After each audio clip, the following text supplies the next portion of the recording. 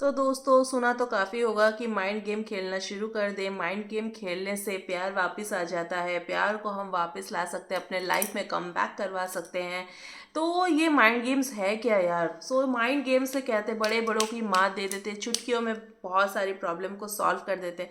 लेकिन सॉल्व करने के लिए, प्यार को वापस लाने के लिए ये जानना भी तो ज़रूरी है ना कि माइंड गेम्स होता क्या है। पता ही नहीं है तो माइंड गेम्स खेलोगे कैसे यार?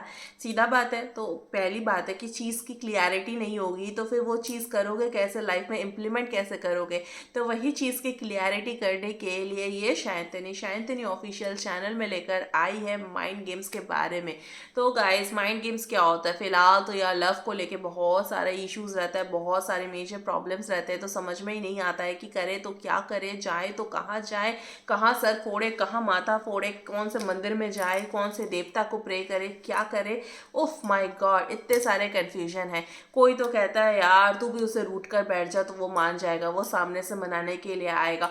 और अगर वहां से भी ट्राई नहीं हो रहा है, तुम भी ट्राई नहीं कर रहे हो, तो दोनों अपने ईगो को लेके बैठे हो, तो कहाँ से क्या चीज़ का सोल्यूशन होने वाला है यार? कुछ नहीं होने वाला है। तो सीधा बात है कि अगर प्यार चला गया है तो जो चला गया है उसको तो लेट गो कर देना यार, जाने देना है। अगर फिर भी चाहते नहीं वो मेरा है मेरा है मेरा है करके अपने पास खींचने की कोशिश कर रहे हो ना ऐसा, तो उसके लिए आप लोग क्या करोगे यार? बहुत सारे माइंड गेम्स खेलते हो। तो अब ये माइंड गेम्स है क्या चीज़ यार? तो वो सीधा सा बात है, माइंड गेम ये चीज़ होती है कि अगर कोई आपको अवॉइड करता है तो आप भी साथ साथ उसको अवॉइड करना शुरू कर देते हो। या फिर ऐसा है कि मतलब कोई आपको कुछ चीज़ करने के लिए बोलता है तो आप उसका उल्टा करते हो। अगर आप उसको चिढ़ाने के लिए, जेलस फील कराने के लिए किसी और बंदा या बंदी के साथ घूमते हो, इस तरह की एक्टिविटीज़ जो करते हो, इसी को कहते हैं माइंड गेम। तो सीधा बात है कि कोई भी ऐसी एक्टिविटी करना सामने वाले को जेलस फील कराने के लिए, सामने वाले की इसकी गलती को दिखाने के लिए, वही एग्जैक्ट वे में होता है माइंड गेम खेलना। और भी अच्छे और सिंपल वे में बताऊं तो क्या होता है कि जैसे कि समझो कि सामने वाले बंदे ने आपको मैसेज किया है।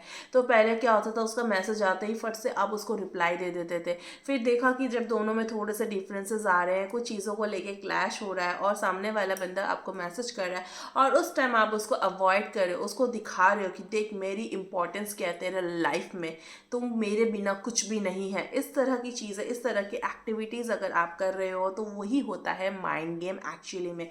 तो उम्मीद है कि ये माइंड गेम का जो कॉन्सेप्ट है आपको बहुत हद तक क्लियर हुआ होगा। तो आपके लाइफ में क्या ऐसा सिचुएशन आया है कभी, क्या आपने अपने पार्टनर के साथ माइंड गेम्स खेला है कि नहीं खेला है? कमेंट सेक्शन में मुझे ज़रूर बताना यार।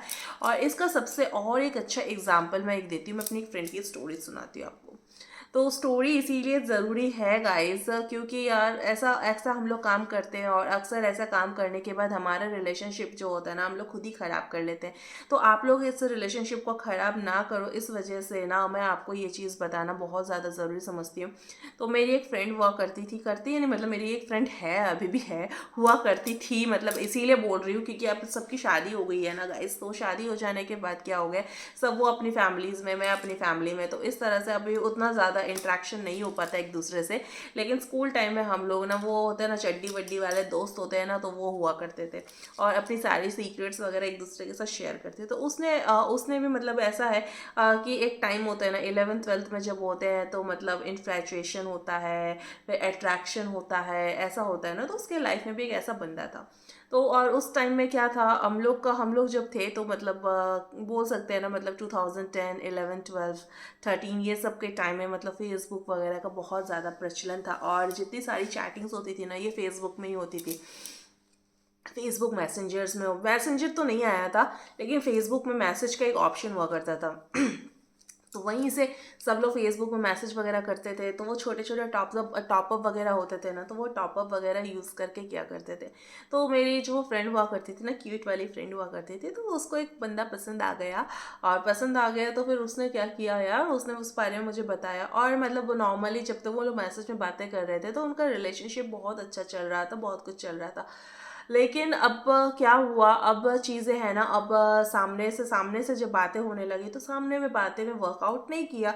क्यों नहीं किया? क्योंकि वहाँ पे आ गया रिजेक्शन। क्योंकि रिजेक्शन, जब तक एक दूसरे को अच्छे से नहीं जान रहे थे वो लोग कि ये वही बंदी है, ये वही बंदा है, तब तक वहाँ पे की चीज़ें क्या हो रही थी, वाया मैसेज बहुत अच्छे से बातें हो रही थी, बहुत कुछ हो रहा था। जब लेकिन सामने से जान गए स्कूल में कि ये वही पर्टिकुलर बंदा है, ये वही पर्टिकुलर बंदी है, तो वहाँ पे क्या होगा, इग्नोरेंस एंड अवॉइड करना। लेकिन मेरी फ्रेंड जो थी यार, वो तो प्यार में पागल, मतलब इतनी ज़्यादा अट्रैक्टेड थी उस बंदे से, तो वो आके मुझसे ये सारी बातें, ये सारी चीज़ें मुझसे शेयर करती है। और फिर क्या होता है यार, वो माइंड गेम क्या करना शुरू करती है, तो उसने मेरे नाम से एक फेक आईडी बनाई, फेसबुक फेक आईडी बनाई। और उस टाइम में ऐसा बहुत सारा चलता था, एक इंसान के 2-3 आईडीज होते थे, और उस टाइम इतना ज़्यादा नहीं था कि फ़ोन नंबर वेरीफाई करना पड़ता है।